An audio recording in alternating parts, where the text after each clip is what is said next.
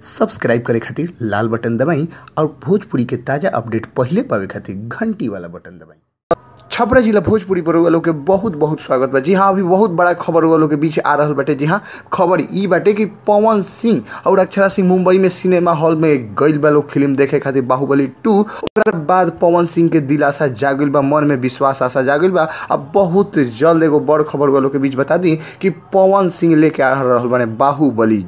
जी हाँ, भोजपुरिया बाहुबली लेके आ रहा बने पवन सिंह। कितना बड़ा न्यूज बार वालों के बीच अभी हम लेके आइल बनी कि बाहुबली बनिहन जब पवन सिंह के लुक आइल बटे तो सोची कि भोजपुरिया बाहुबली कैसन होके जा रहा बटे। भोजपुरी फिल्म बाहुबली में का लुक रही, कैसन कहानी रही, कितना खर्चा आई फिल्म में। कहे से कि बाहुबली जौन हिंदी वाला फिल्म बटे उ तो शायद बहुत बड़ा बजट बा, ताकि उतना बजट भोजपुरी खातिर बहुत मायने रखता। लेकिन कितना ओकरा के कवर कर पाई भोजपुरी इंडस्ट्रीज, ई तो सोचे के बात देखे के चीज़ बाटे कि आखिर कितना पवन सिंह एकरा के मैनेज कर पाओ तना। नहीं, इतना बजट कहाँ से आई, कैसे फिल्म के मैनेज लोग करी लोग। लेकिन अभी तक के सबसे बड़ी खबर वालों के बीच हम बता दी कि पवन सिंह बाहुबली फिल्म देखला के बाद शायद प्रेरित भइल बड़न, इम्प्रेस भइल बड़न। तब बाहुबली खुद भोजपुरी में अब रीमेक बनावे खातिर लोग तैयारी में जुट गइल बा। अब भोजपुरिया दर्शक लोग के बीच सब कोई के मन में एगो दिलासा जागिल बाटे कि आखिर ई भोजपुरिया बाहुबली कैसन फिल्म हुई, कैसन बाहुबली बनी है, कौन पवन सिंह में कौन अवतार लेके आवत रहे, नया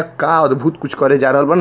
ये तो देखे वाला चीज़ बा। हमनी के इंतजार रही पवन सिंह के कि कैसन बाहुबली लेके आ रहा बन। हमनी के बेसब्री से इंतजार बा। दर्शक लोग के बहुत दिलासा बा फिल्म से। अब हमनी के देखे के बाटे कि पवन सिंह कैसन बाहुबली अवतार लेके आ रहा बन। भोजपुरी न्यूज के रूम से, छपरा जिला भोजपुरी के टीम के तरफ से हमनी के फिल्म के आगामी प्रतीक्षा रही रुआ लोग इंतजार करते रही। बस अभी लाल बटन दबाई, सब्सक्राइब करी छपरा जिला भोजपुरी चैनल और हर खबर हर अपडेट से और